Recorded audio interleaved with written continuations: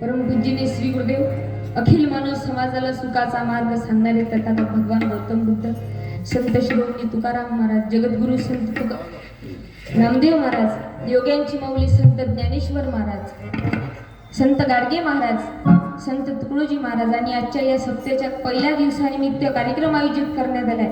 या कार्यक्रमाकरता उपस्थित सर्व गावकरी मंडळी, सर्व मी लहान मुलांना विनंती करतो की जेवढे काही मागे बसलेले लहान मुलं आहेत त्यांनी समोर येऊन जा. कारण आजचा कार्यक्रम हा लहान मोठा म्हणजे 75 वर्षाच्या आजोबासाठी नाही तर लहान लहान पोरासाठी आहे. नाही तर परिस्थिती खराब आहे. आजी एका गावले असाच कार्यक्रमाला गेलो आणि सुरुवात केली. एक 75 वर्षाचे आजोबा समोर बसले होते आणि सुरुवात केल्याबरोबर उभे झाले आणि सांगे म्हणे 75व्या वर्षी म्हणे मी मटण सोडलं. म्हणे 75व्या वर्षी म्हणे मी मटण सोडलं. त्या आजोबाला हात जोडून सांगलं, म्हणलं आजोबा तुम्ही मटणाला नाही सोडलं, मटणानं तुम्हाला सोडलं, जातच नाही तर काम कशा परिस्थिती आहे लक्षात घ्या. म्हणून सर्व लहान मुलांना विनंती करतो की सर्वांनी समोर येऊन बसा. आजचा कार्यक्रम कुणासाठी नाही लहान मुलांसाठी आहे म्हणून सर्वांना विनंती करतो सर्वांनी समोर येऊन बसा. कारण महाराज ग्रामगीतेत मोठं सुंदर सांगतात, या कोवड्याकडे माझी लपले ज्ञानेश्वर रवींद्र शिवाजी, विकसिता प्रगटतील समाजी शेकडो महापुरुष. आणि ते शेकडो महापुरुष आज या कार्यक्रमाच्या माध्यमातून आपल्याला उभवायचे आहे. म्हणून सर्वांना मी विनंती करतो की सर्व लहान मुलांनी समोर येऊन बसावं. कारण राष्ट्रसंत तुकडोजी महाराजांनी लक्षात घ्या जगामधील भांबावलेल्या अखिल मानव समाजाला सुख शांती समाधान प्राप्त व्हावे यासाठी जीवनभर भजन केलं. राष्ट्रसंत तुकडोजी महाराज सांगतात की तुम्हारी सेवा से होगा जमाने का मान, आओ आओ जवान रखो भारत की शान, आओ आओ जवान रखो भारत की तुम्हारी सेवा से होगा जमाने का मान, तुम्हारी सेवा से होगा जमाने का मान, आओ जवान रखो भारत की झूठे न बोलो चुगली न छोड़ो, झूठे न बोलो चुगली न छोड़ो, नेकी से अपने जीवन को तोलो, नेकी से अपने जीवन को तोलो, तो ऊंचा उठेगा सारा जहां, तो ऊंचा उठेगा सारा जहां.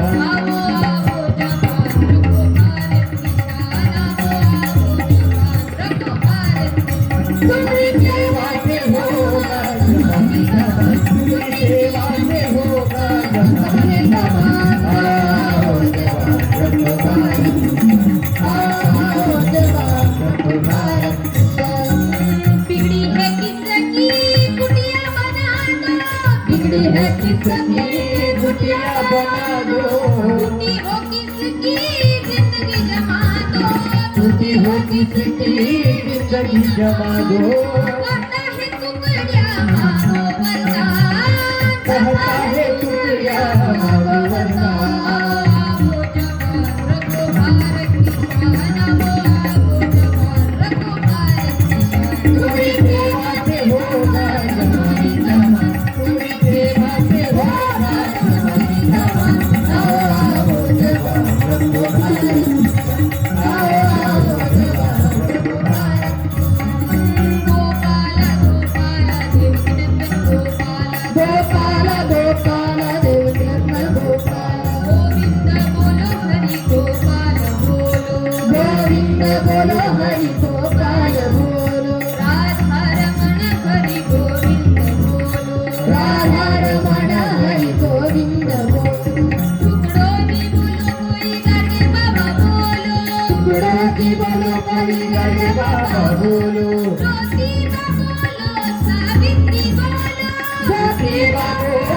सावित्री बोलो, रमाई बोलो कोई भीमराव बोलो, रमाई बोलो कोई भीमराव बोलो, कबीर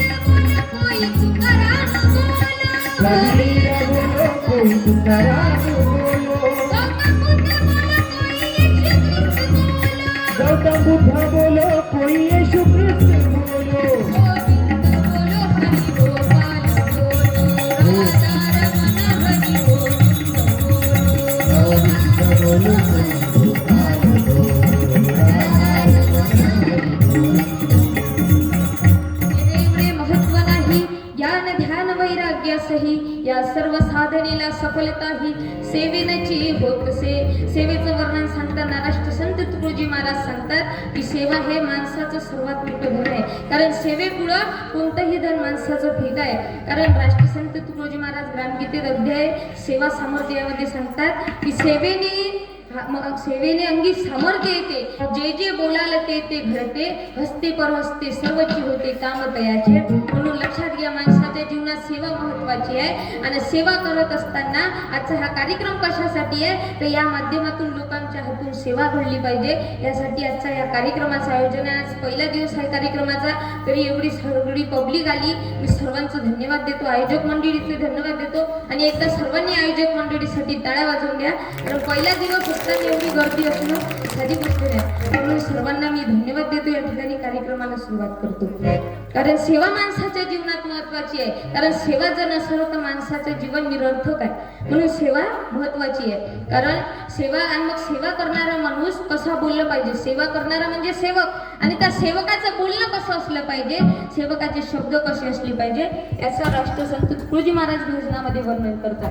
कारण समोर महाराज असे सांगतात की शब्द संभाल कर बोलिये, शब्द को हात ना पाव, एक शब्द करे भलाई दुजा करे घाव.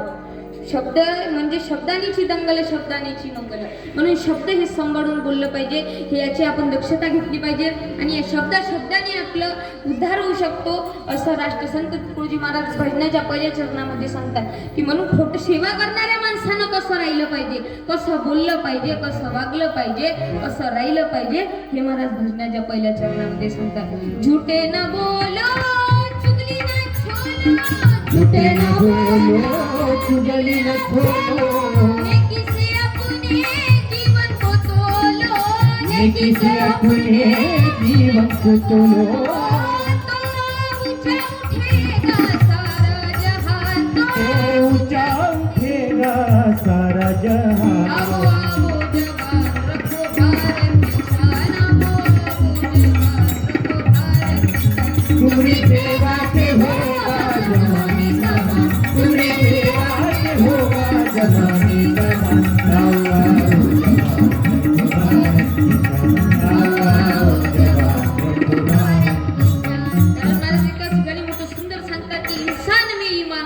झुटी जीवान हो, चरित्र से फनान हो, शिलवान सत्य हो. कारण चरित्र लक्षात घ्या, या एवढ्या वाक्यामधलं चरित्र महत्वाचं आहे. कारण तुम्ही समजा अमेरिकेत एखादी वेळ गेले, योग आला आणि गेले अमेरिकेत, तर तिथल्या पोराला विचारलं अरे बाबू तुमच्या देशाचं धन काय, तो पोरगा न लसता आपल्याला मानताट करून सांगते आमच्या देशाचं धन, हे जे मोठी संपत्ती दिसताय ना, हे आमच्या देशाचं धन आहे. समजा एखादी वेळ जपानला गेले, जपान मधल्या एका पोराला विचारलं अरे बाळा तुझ्या देशाचं धन काय, तो पोरगा सांगतो की हे मोठमोठे इलेक्ट्रॉनिकच्या वस्तू ज्या तुम्ही वापरता ते आमच्या देशाचं धन आहे. समजा एखादा माणूस भारतात आला ना, त्याला आपल्या एखाद्या पोट्याला विचारलं अरे बाबू तुमच्या देशाचं धन काय, या सरळ उत्तर देते मला माहित नाही. कारण परिस्थिती तशी आहे, चरित्र म्हणजे काय हे आपल्याला समजलंच नाही. अनेक साधू संतांनी सांगितलं, संत तुकाराम महाराजांनी सांगितलं, ज्ञानेश्वर महाराजांनी सांगितलं, नामदेव महाराजांनी सांगितलं, राष्ट्रसंत तुकडोजी महाराजांनी भजनाच्या माध्यमातून सांगितलं. चरित्र भारत का है धन, विशाल भारत का है मन. चरित्र भारत का है धन, विशाल भारत का है मन. कहता तुकड्या नया जमाना, नवनिर्माण करेंगे हम मेरे प्यारे. भारत पर अरे तू भारत के आजादी पर परदेसी न जाएगी. अरे तू म्हणून सांगता येत नाही तर एका जपानच्या लहानशा पोरानं काकू 8व्या वर्गातल्या एका जपानच्या पोरानं चोर पकडण्याची मशीन बनवली होती. कशाची बनवली होती? चोर पकडण्याची. जेव्हा ते जपानमध्ये ठेवण्यात आली एका बँकेजवळ, तिनं 8 चोर पकडले. किती? 8. अमेरिकेतल्या लोकांना वाटलं आपल्या देशातही संख्या जास्त आहे, आपल्या देशात घेऊन जाऊ. अमेरिकेत जेव्हा ती मशीन नेली तिथं 12 चोर पकडले. किती? 12. भारतात का कमी चोर आहे का?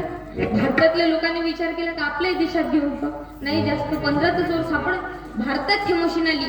भारतात आज मशीन आली आणि दुसऱ्या दिवशी किती चोर पकडले सांग बाबू? दुसऱ्या दिवशी त्याच्या ज्या दिवशी आणली त्याच्या दुसऱ्या दिवशी ते मशीनच चोरीली गेली. लक्षात घ्या म्हणजे काय परिस्थिती आली आहे.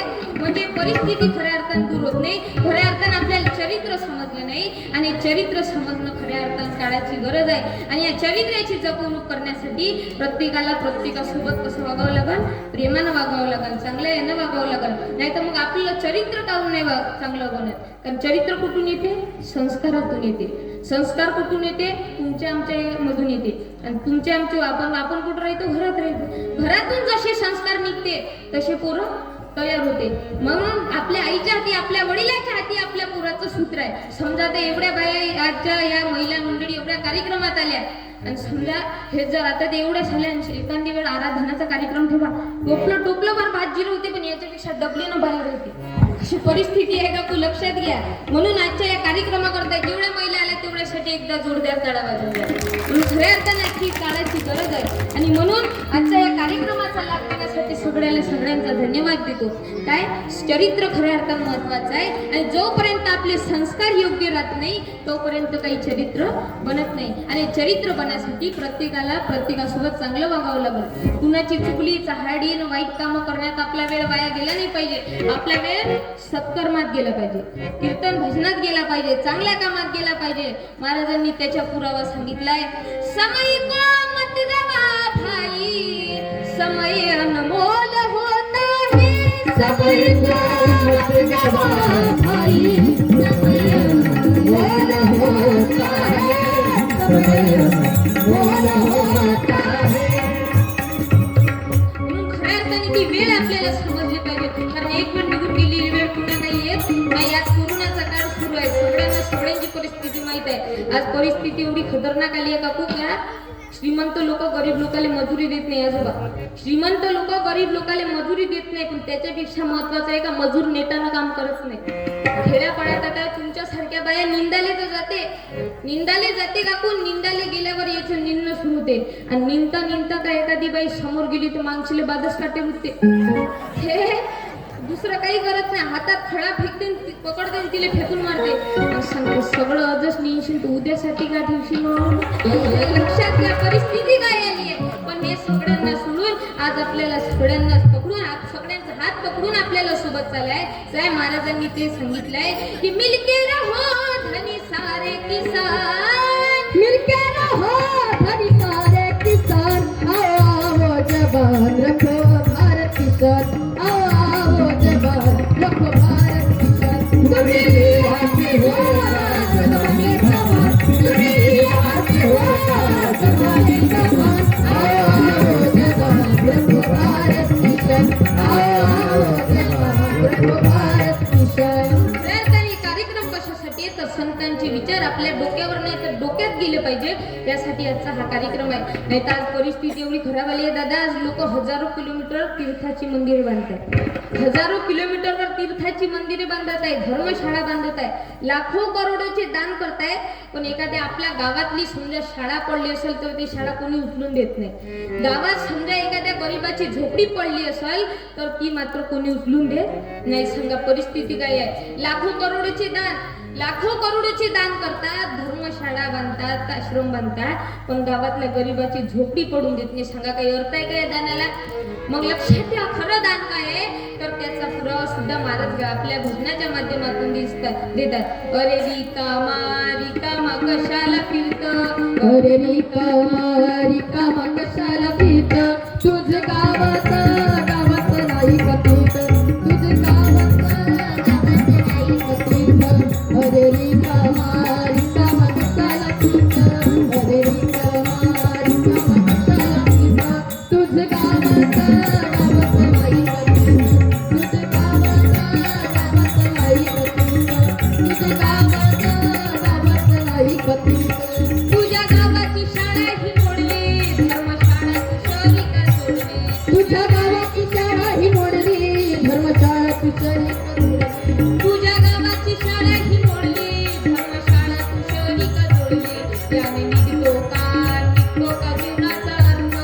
पायाने निघतो का जुनाचा रथ तुझ्या गावात गावात नाही कधी तुझ्या गावात गावात नाही कधी अरे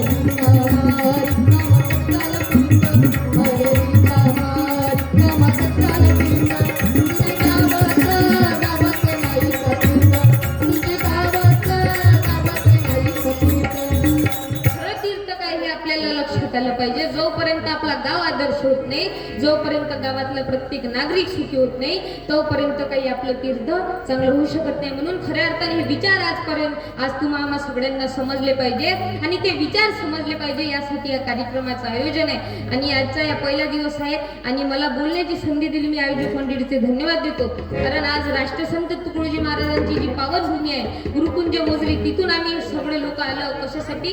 तर कीर्तनाचा कार्यक्रम करण्यासाठी. बरं कीर्तन थांबवून देऊ का चालू ठेवू? आजीबाई विचार करत असेल आत्ताच उभा झाल्या, शांतपणा काय करते, पण विचारणं गरजेचं आहे. म्हणून आता बरं कीर्तन चालू देऊ ना. म्हणून राष्ट्रसंताच्या पावनभूमीतून आम्ही आलो गुरुकुंज मोजरीहून. त्यांच्या जीवनातील एक छोटासा प्रसंग सांगतो. बरं, तुकडोजी महाराजांचा जन्म कुठे झाला आजी?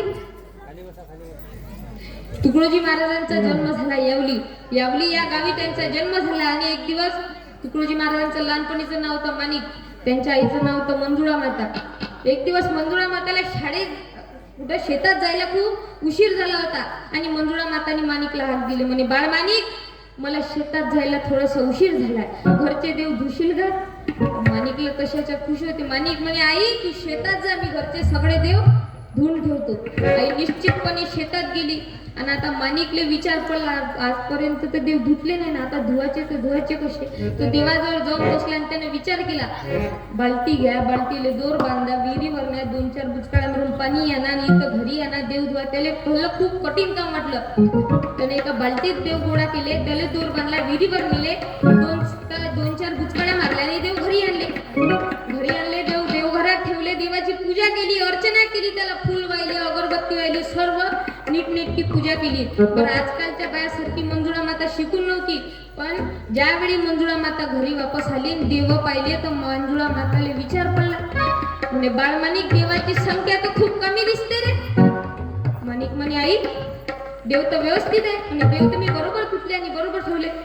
अरे बाळ म्हणे तू देव व्यवस्थित धुतले पण देवाची संख्या तर खूप कमी दिसते, देव कमी दिसत आहे म्हणे.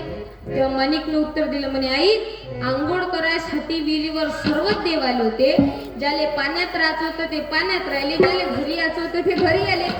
मंजुळा माताले असं ऐकून आला राग, मंजुळा माताला आला राग ना, मंजुळा मातानं मला खोक घेतला नसे मारणार.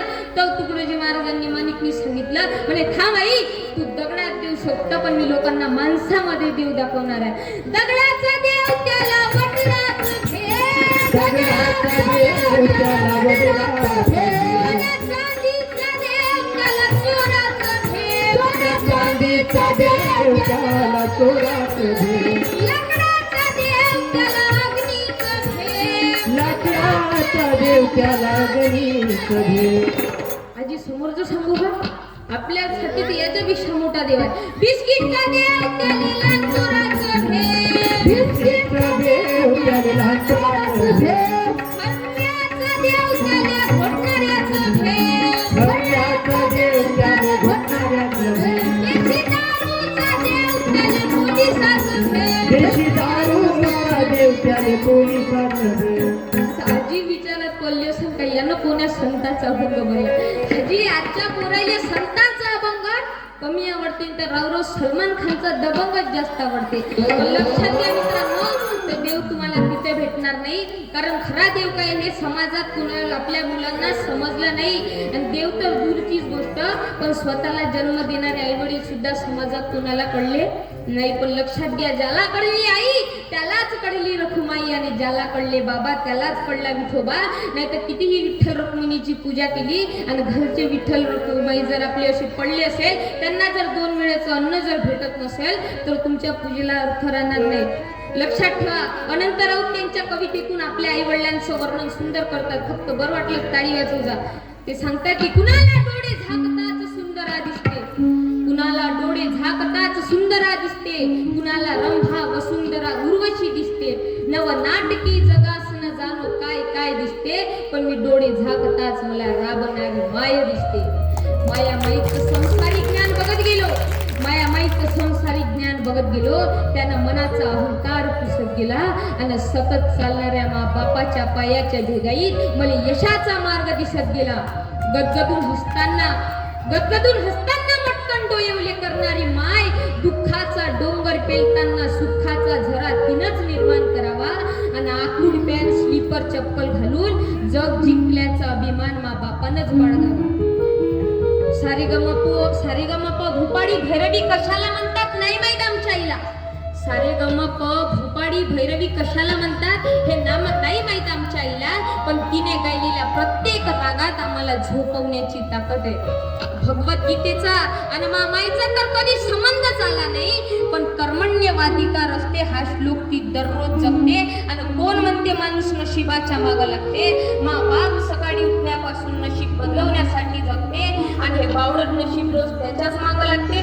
कोणी म्हणे मा बाप आमदार आहे, कोणी म्हणे मा बाप खासदार आहे, कोणी म्हणे मा बाप आमदार आहे, कोणी म्हणे मा बाप खासदार आहे, कोणी म्हणे मा बाप जागीरदार आहे. हा पट्ट्या छाती ठोकून सांगतो, अरे तुझे आई वडील आमदार खासदार जागीरदार आहे, पण मा बाप सुद्धा इमानदार आहे. कारण मातीचं घर, मातीची चूल, मातीचं अंगण, मातीचं घर, मातीची चूल, मातीचं अंगण, एवढ्यातच माया माईनं संसार गमावला. मातीचं घर, मातीचे अंगण, मातीची चूल, एवढ्यातच माया माईनं संसार गमावला. लक्षात घ्या, शेवटी याच मायबापाचं नाम स्मरण करत, शेवटी याच मायबापाचं नाम स्मरण करत मला मरण येऊ दे आणि खरंच देवा हा चमत्कार घडू दे. तो स्वर्ग, तो मोक्ष तुझा तुलाच राहू दे. पुन्हा फक्त एकदा याच मायबापाच्या पोटी जन्म घेऊ दे, याच मायबापाच्या पोटी जन्म घेऊ दे. म्हणून लक्षात घ्या, समाजात आज आई वडील समजणं काळाची गरज आहे. कारण ज्या आई वडिलांकरता आज आपण एवढ्याची इथं बसलो, त्या आई वडिलांचे उपकार आपण विसरू शकत नाही. म्हणून एका कवीने आपल्या शब्दांमध्ये सुंदर आई वडिलांचं वर्णन केलं. विसरू नको रे आई बापाला, झिजविली त्यांनी काया, काया झिजवून तुझ्या शिरावर धरली सुखाची छाया. मिळणार नाही आई बापाची माया, मिळणार नाही तुला आई बापाची माया. विसरू नको रे आई बापाला, झिजविली त्यांनी काया, काया झिजवून तुझ्या शिरावर धरली सुखाची छाया. रे बेड्या, मिळणार नाही तुला आई बापाची माया, मिळणार नाही तुला आई बापाची माया. तुझं मिळतील बायका पोरा, धन मित्र गोत्र परिवार, स्वार्थाने गुरफटलेला हा मायेचा बाजार. मायेचा बाजार, हा मायेचा बाजार. जीवनामधली अमोल संधी, जीवनामधली अमोल संधी नको घालवू पाय रे पिढ्या. मिळणार नाही तुला आई बापाची माया, मिळणार नाही तुला आई बापाची माया. विसरू नको आई बापाला, झिजविली त्यांनी काया, काया झिजवून तुझ्या शिरावर धरली सुखाची छाया. रे बेड्या, मिळणार नाही तुला आई बापाची माया, मिळणार नाही तुला आई बापाची माया, मिळणार नाही तुला आई बापाची माया. आई वडील जिवंत असतानाही केली त्यांची सेवा, ते मेल्यावरती कशाला मोरे देवा देवा. म्हणतो रे देवा देवा, म्हणतो रे देवा देवा. अरे बुंदी लाडच्या पंक्ती बसवशील, बुंदी लाडच्या पंक्ती बसवशील, नंतर तू देवाया रे बेड्या. मिळणार नाही तुला आई बापाची माया, मिळणार नाही तुला आई बापाची माया रे बेड्या. मिळणार नाही तुला आई बापाची माया.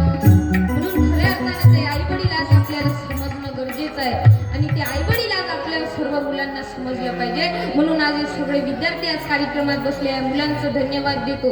मुलांची संख्या कमी आहे त्याच्यासाठी एकदा जोरदार टाळ्या वाजवून द्या. जे आले त्यांनी स्वतःच्या भाग्याचा विचार केला, जीवनाचा विचार केला. कारण आपल्याला कीर्तन प्रबोधन म्हणजे बेकारी वाटते, भजन म्हणजे बिमारी वाटते ना, आर्टिस्ट म्हणजे खऱ्या अर्थाने दिवाळी वाटते. पण लक्षात घ्या मित्रांनो, याच्यामध्ये जेवढा आपल्याला आपल्या जीवनाचा फायदा आहे तो बाकी कुठं मिळत नाही. जीवनाचा खरा आनंद कुठं आहे? कीर्तन भजनात आहे. बरं आता एवढी मंडळी आहे, मी प्रत्येक गावात गेलं दादा एक प्रश्न विचारत असतो. आज तुमच्या गावात आलं तुम्हाला एक प्रश्न विचारतो, जगातील सर्वात सुंदर बाई कोणती? जगातील सर्वात सुंदर बाई कोणती? वेगाली नाही, लक्षात घ्या. जगातील सर्वात सुंदर बाई कोणती असा प्रश्न केला, क्षणभराचा विचार नाही करायचा आणि चटकन उत्तर सांगायचं कोण? आई. नाहीतर ते आपल्या पोराने विचार केला असेल, ते येते ना टीव्हीवर संतूर साबणवाला नाव का? आमच्या सोबतचा अनुभव आहे थोडासा.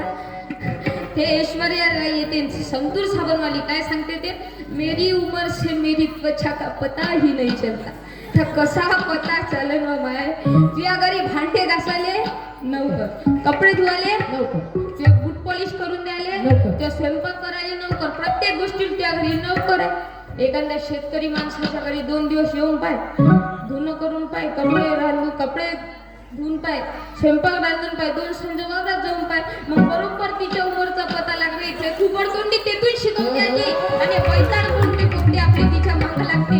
पण लक्षात घ्या, खऱ्या अर्थानं काळाची गरज आहे. त्या राष्ट्रसंत तुकडोजी महाराजांनी तुम्हाला जागरूक करण्यासाठी ग्रामगीतेचा 19वा अध्याय महिलोन्नती महिलेसाठी लिहिलाय. त्यामध्ये महाराज सांगतात, ओवी क्रमांक 2 पासून सांगतात की विद्या गुरुहुनी थोर, आदर्श मातेचे उपकार, गर्भापासून तिचे संस्कार, बालकावरी जिच्या हाती पाडण्याची दुरी, तीच जगाते उद्धारी. ऐशी वर्णिली मातेची थोरी, शेकडो गुरुहुनी मातेच्या स्वभावे पुत्राची घडण, त्यास उज्ज्वल ठेवी तिचे वर्तन, स्त्रीच्या तेजावरीच पुरुषाचे मोठेपण.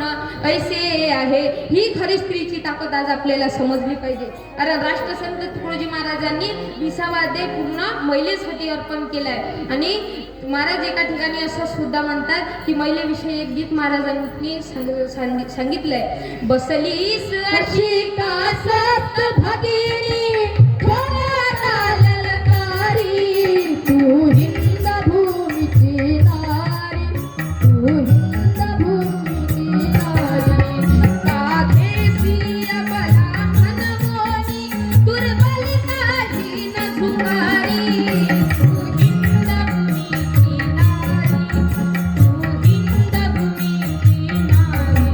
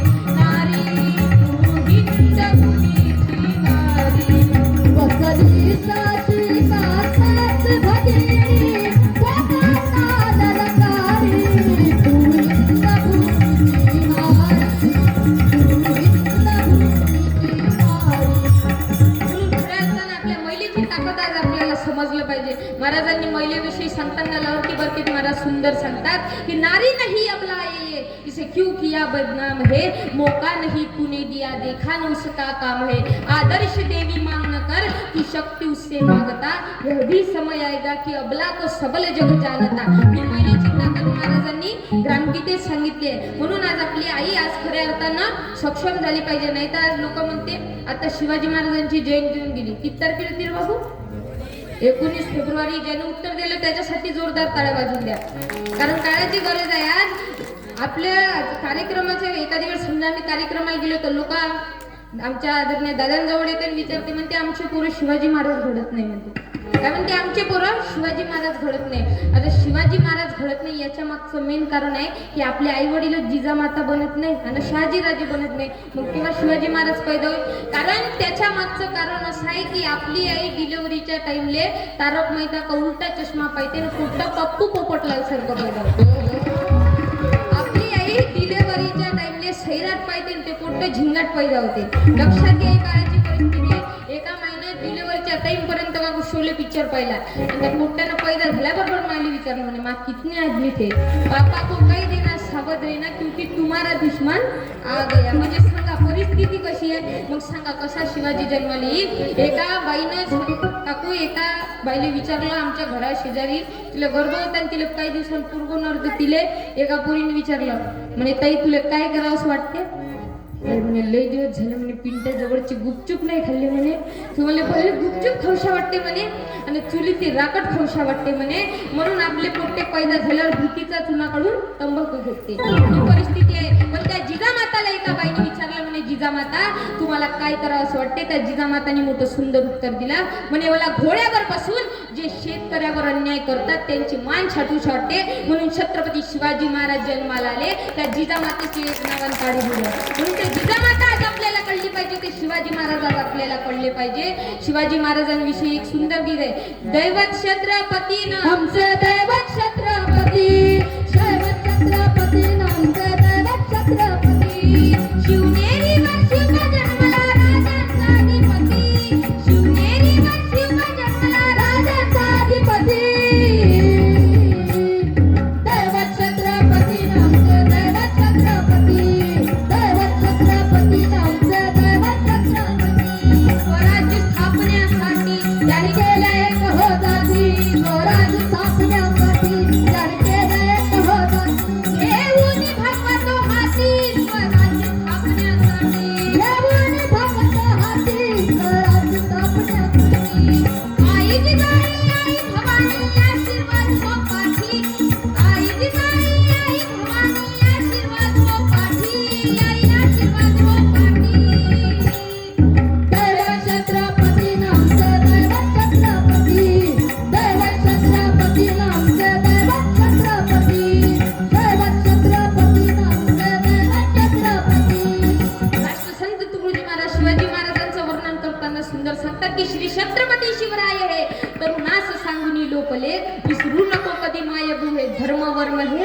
आपुले इतिहास हा जगमान्य सारा हो स्मृती तुझी या मना तिज धर्म देशा रक्षणा कर सामुदायिक प्रार्थना. नाही तर आज परिस्थिती खराब आहे का शिवाजी महाराज आपला काऊन पैदा होत नाही तर एका गावात पहिलं नवीन नवीन पिक्चर आला होता शोले कोणता शोले पिक्चर आला होता आणि एका गावात होते एक जोडपं त्याला होते एक पोरग नवरा बायको तिघा जणांची फॅमिली होती आणि तिघांनी आता विचार केला का शोले पिक्चर लागला होता 9 वाजता किती झाला 9 वाजता पिक्चर लागला आणि पिक्चर सुरू झाला आणि पिक्चर सुरू झाला आणि ते तिघे जण पटकन जेवण आपले कामावर करून तिथं पिक्चर पाहायच्या कार्यक्रमासाठी टेबलवर येऊन बसले. समोर टीव्ही सुरू केली ना पिक्चर सुरू केला शोले पिक्चर सुरू झाला. हळूहळू पिक्चर सुरू होत होता हळूहळू चालू होता. आता बापाने विचार केला पोट्ट राहिलं तर आपल्याला व्यवस्थित पिक्चर काही पाहू देत नाही आणि जर ते थांबलंय तरी उद्या त्याचं ट्युशन आहे 6 वाजता पिक्चर 12 वाजेवरी पाहिलं त्याची 8 वाजता ते काही झोप जात नाही म्हणून त्या बासनाने विचार केला ना सनारगी छात्याच्या कानाखाली ठेवली म्हणे होय झोपाले.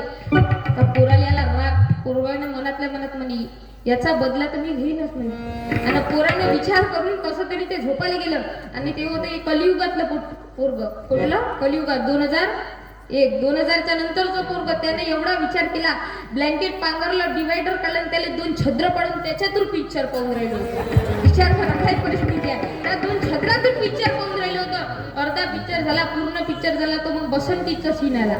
त्या बसंतीच्या सीन आला गुज्जर काय म्हणते रे बसंतीला बसंती अब तेरे को मेरे सामने नाचना पडेगा. तो सीन झाला सर्व झाला पिक्चर संपला. पोराने पिक्चर पाहिला माय बापाने पिक्चर पाहिला. पिक्चर संपला आणि पोराने विचार केला का माय बाप झोपत पर्यंत आपण झोपायचं नाही. तो विचार केला ना ते आता नवरा बायको तो पिक्चर सरला आणि यायचा दोघाचा पिक्चर सुरू झाला. आता माणूस म्हणे त्या बाईले म्हणे मी तुला जेव्हा पाले आलतो तेव्हा ते मैत्री सांगे म्हणे का तू खूप चांगली नाचते बघ म्हणे आता हे बाई म्हणायला लागली म्हणे 5 वर्ष झाले म्हणे आपल्यावर लग्नाला म्हणे एवढे वर्ष झाले म्हणे 25 वर्ष झाले पोरगा आहे म्हणे पोरगा एवढं मोठं झालं म्हणे आता तुम्ही मला नाचायला लावता म्हणे नाचाचे दिवस आहे का म्हणे नाचणं अशी जर मला कधी नचून दाखवत नाही म्हणे वेळही आहे पिक्चरही चांगला झाला म्हणे नाचून दाखव. आता त्या बाईने विचार काय करावं ते बिचारी बाई नाचायला लागली आणि ते नाचायला बिलकुल असे नाचायला सुरुवात करून पुट्ट्याने चादर फेकली सांगितलं म्हणजे बसंती सबके सामने नाचना पर इस कुत्ते के सामने कभी काय झालं शेवटी पोरांना बापाले पुत्र बनवलं ना मायले बसंती बनवलं. ही परिस्थिती कशाची आहे झाली पाहिजे. आम्ही जे एवढे मुलं आम्ही अध्यात्म गुरुकुलातून आलो, आज मी तुमच्या समोर कीर्तन करतो. त्याचं महत्वाचं म्हणजे काय आहे तर सामुदायिक प्रार्थनेतून आम्ही घडलो आणि ती सामुदायिक प्रार्थनाच खऱ्या अर्थानं महत्वाची आहे. राष्ट्रसंत तुकडोजी महाराज सांगतात की सामुदायिक प्रार्थनेची किती गोड ही प्रणाली, त्या भजनात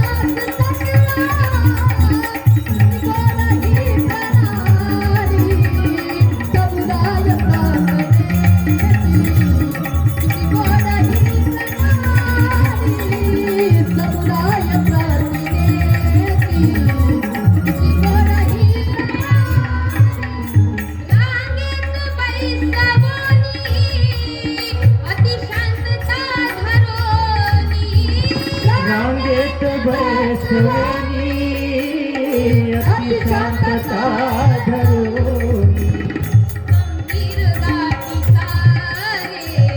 किती गोड ही प्रणाली, समुदाय प्रार्थनेची किती गोड ही प्रणाली, त्या भजनात किती गोड ही प्रणाली, समुदाय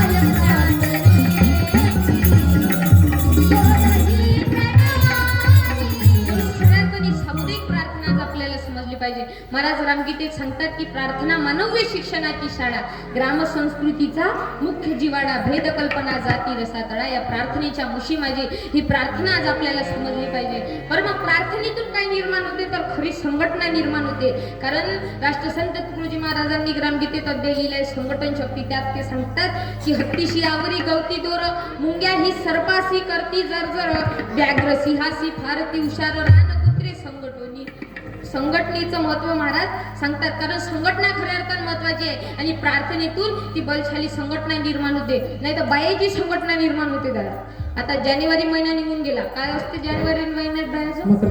मकर संक्रांत असते. तिथं असते यायचा एका जणीच्या घरी 15 जणीचा मोर्चा. खायच्यासाठी सडले बोरण हेकडे चमचे, त्याच्यासाठी ह्याचा मोर्चा असते.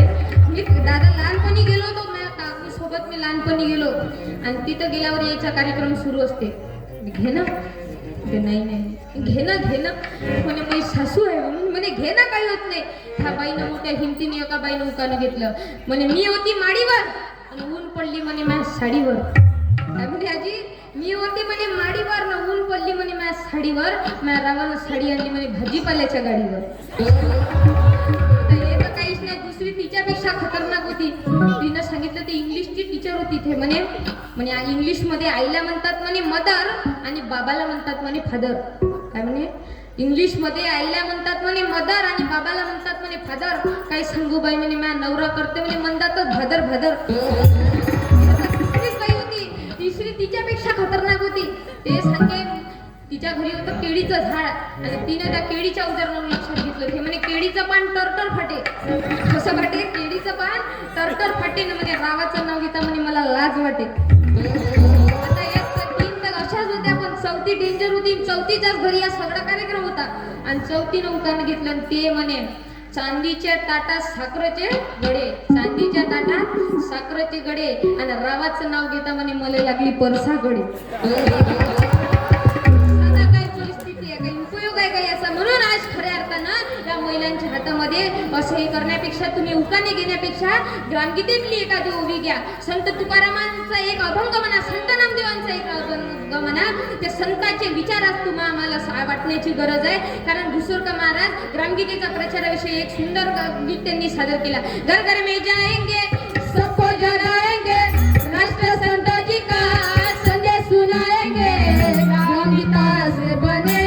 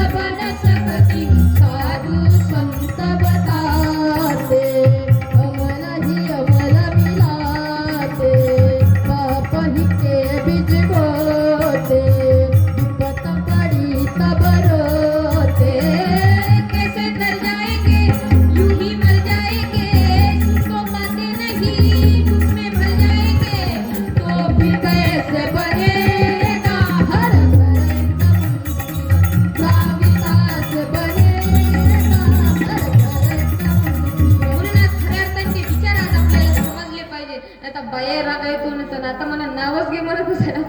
पण खऱ्या अर्थाने घेणं लक्ष काळाची गरज आहे आणि या कीर्तनाच्या माध्यमातून लोकांचे मन स्वच्छ करण्याचं काम आम्ही करतो. कारण आज गाडगे महाराजांची काय आहे पुण्यतिथी आहे. गाडगे महाराजांनी दिवसभर गावातला कचरा साफ करून राष्ट्री लोकांच्या मनातली घाण साफ केली. हे संत गाडगे महाराजांची आज पुण्यतिथी आहे. आणि त्याचप्रमाणे संत गजानन महाराजांचं काय प्रगट दिन आहे. काय प्रगट दिन आहे ना, प्रगट दिन आहे. त्यानिमित्त आणि आज इथे या ठिकाणी महाशिवरात्रीच्या पूर्वकाळी या सत्याचं आयोजन केलं आहे आणि या कार्यक्रमाकरता सगळेजण आपण इथे उपस्थित आहोत. हे खऱ्या अर्थाने लक्षात घेणं गरजेचं आहे. आणि नाहीतर आज शिक्षणाची परिस्थिती खतरनाक आली आहे. दादा शिक्षण योग्य भेटत नाही. कारण राष्ट्रसंत तुम्ही म्हणत असाल का फक्त बायावरनं माणसावरनं संकटावरच लिहिलं का? महाराजांनी 20व्या अध्यायाच्या अगोदर 19व्या अध्यायात जीवन शिक्षण लिहिलं. जीवन शिक्षण म्हणजे शिक्षणाचं खरं महत्व काय आहे हे महाराजांनी त्यात सांगितलंय. की महाराज सांगतात की शिक्षणाची जीवनाचे काम दोन्हीची सांगड व्हावी उत्तम, चित्ता नसावी भोजनासाठी दाम मागण्याची ढिकळशी. म्हणून खऱ्या अर्थाने शिक्षणात समजलं पाहिजे. कारण योग्य शिक्षण मुलांना समजलं नाही का? कारण फक्त शिक्षण आपण घेतो पण शिक्षणासोबत जे महत्वाचं आहे संस्कार, ते संस्कार आपल्याला भेटत नाही. शिक्षणाला संस्काराची जोड नाही. नाही तर एका आमच्या शाळेमध्ये एकदा अधिकारी शाळा चेक करायला येत असते. तुमच्या गावात येते काय? आमच्या गावात एक वेळ अधिकारी शाळा चेक करायसाठी आले होते आणि सर्व वर्ग फिरणं झाले. शेवटचा आमचा वर्ग होता. आम्ही त्यावेळी 6व्या वर्गात होतो आणि 6व्या वर्गात ते मास्तर लोक आले. वर्गात आल्यावर मास्तर लोकांना प्रश्न काही विचारणं सुरुवात केली आणि एका पोराला गण्याला उभं केलं. म्हणे गण्या सांग, समज म्हणे त्याकडे 20 रुपये. गण्यानं मास्तरले सरळ सांगलं आणि गावातल्या सगळ्यात गरीब घरचा पोरगा मी, खिशात आता नाही, तुम्ही सांगता म्हणे 20 रुपये म्हणून समजा माझ्याकडे म्हणे हाय नाही, मी काही समजत नाही.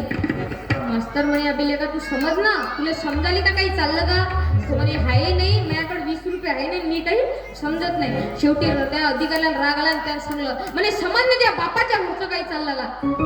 ह्या पोराला वाटलं जाऊ दे एवढा कथावून सांगते तर ऐकून घेतलेलं बरं.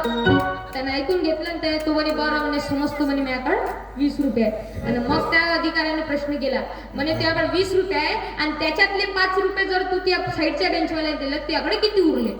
किती उरल? 15. त्या पोट्ट्यानं गण्यानं उत्तर दिलं म्हणे 25.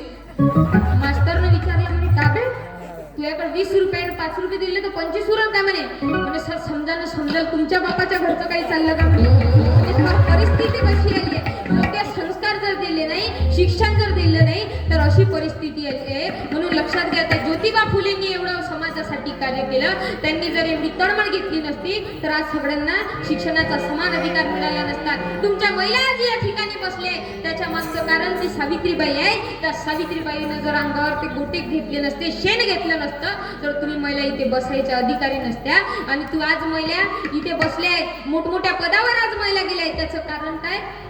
तर सावित्रीबाई आहे. त्यांचे विचार आज समजले पाहिजे. कारण विद्येविना मती गेली, मतीविना गती गेली, गतीविना वित्त गेले, वित्ताविना शूद्र खचले आणि शूद्राविना वित्त गेले, नीती गेली. एवढे अनर्थ एका विद्येने गेले. हे खऱ्या अर्थाने विद्या काय हे आपल्याला समजलं पाहिजे. महाराज सांगतात की करावे काय शिक्षण ते कधी काय करावे काय शिक्षण ते कधी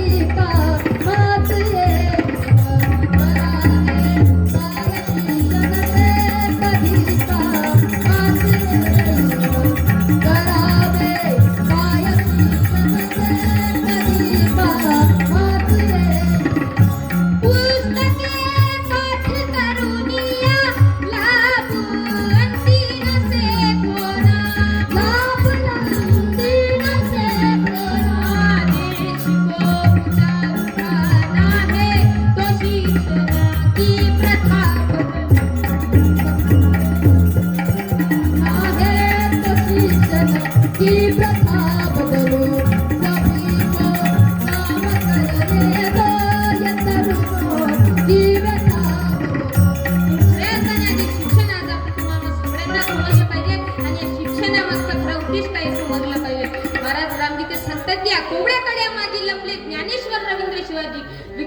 बरबडतील समाजी शेकडो मारपुरुष. आजच्या या सगळ्या मुलांमध्ये तुमच्या गावाचा सरपंच आज याच्यात बसलाय, तो शिवाजी आज याच्यात बसलाय, तो तानाजी आज याच्यात बसलाय, तो बाबासाहेब याच्यात बसलाय. लक्षात ठेवा, गावाचा सत्यानाश करणारा याच्यातच बसलाय. फक्त जसे संस्कार दिले, जसं बनवलं तसं घडवलं तसं मॉडेल तयार होते. आता तुमच्या हातात आहे की त्याला कसं घडवायचं. आणि म्हणून आजच्या कीर्तनाच्या माध्यमातून तुम्ही चांगले विचार घेऊन गेले पाहिजे. नाही तर काकू एका गावात जे तुम्हाला स्टोरीची गोष्ट सांगितली ते 2 नवरा बायको होते. त्याचं लग्न व्हायच्या अगोदर काकू ते दोघं नवरा बायको होते. 2 वर्ष झाली त्याच्या लग्नाला 2 वर्ष झाले. त्याचे रवरव भांडणं होत होते. आणि भांडणं झाले, त्या माणसानं त्या एका मित्राला विचारलं, म्हणे काबे बंड्या, म्हणे लग्न होऊन 2 वर्ष झालेले का, म्हणे माझी बायको म्हणे आता माझ्यावर नाराजच राहते, म्हणे रोज घरी गेली का ती मला म्हणे काही ना काही म्हणतच राहते. म्हणे त्याने सांगितलं, म्हणे तू बस घरी जा, म्हणे ती कशी भाजी बनवते, खारड असो, तिखट असो, आंबट असो, कशी भाजी असो, म्हणे तिच्या भाजीची तारीफ कर. ती भाजी कशी होतो, म्हणे तिच्या भाजीची तारीफ कर. आणि ती तारीफ करायला लावली. तो घरी गेला आणि त्याच्या बायकोने त्याला ताट वाढलं. काय वाढलं? आणि ताट वाढलं आणि त्याला जेवायला ताट दिलं. आणि तो जेवायला सुरुवात करत नाही, असा घास तोंडाजवळ जात नाही, तो त्याची सुरुवात झाली. म्हणे वा वा वा वा का भाजी बनवली. तो नाकात वाद जात नाही, दुसरा घास घेतला. म्हणे वा वा वा वा का भाजी बनवली, म्हणे का टेस्ट आहे, म्हणे भाजी. ते सगळं कार्यक्रम झाला, जेवणाचा कार्यक्रम झाला, सगळं आटपलं. आणि ते बायको आतमध्ये गेली. नवऱ्याला वाटलं साखर आणून ना आपल्या तोंडात टाकून. ते बायको आली ना, बेलण्याने त्याला ठोकलं. म्हणे भैताड बेलण्या, म्हणे 2 वर्ष झाले म्हणे लग्नाले, आजपर्यंत म्हणे तुला रांधून घातलं की तुला कदर नाही. म्हणे आज मला भूक नाही, ती शेजारच्या घरची भाजी आणली तर तू वा वा वा वा करायला लागली. म्हणजे काय परिस्थिती आली आहे, हे योग्य संस्कार आहे. पण लक्षात ठेवा, आज आपली अशी परिस्थिती आली आहे. पण त्या डॉक्टर बाबासाहेब आंबेडकर आज आपल्याला समजली पाहिजे, की रमाई आज आपल्याला समजली पाहिजे. कारण त्या रमाईनी, त्या डॉक्टर बाबासाहेबांनी जर ते देशासाठी बलिदान दिलं नसतं तर आज आपल्याला इथे यायचा अधिकार नसता. कारण एक त्यांच्या जीवनातील प्रसंग आहे, ज्यावेळी डॉक्टर बाबासाहेब आंबेडकर संबंध देशाचा दौरा करत होते. त्या दौरा करताना त्यांना काही पैशाची गरज होती. त्यांनी रमाईंना पत्र पाठवलं, रमाई मला काही पैशाची गरज आहे, तुमच्याकडे असेल तर तुम्ही द्याल काय.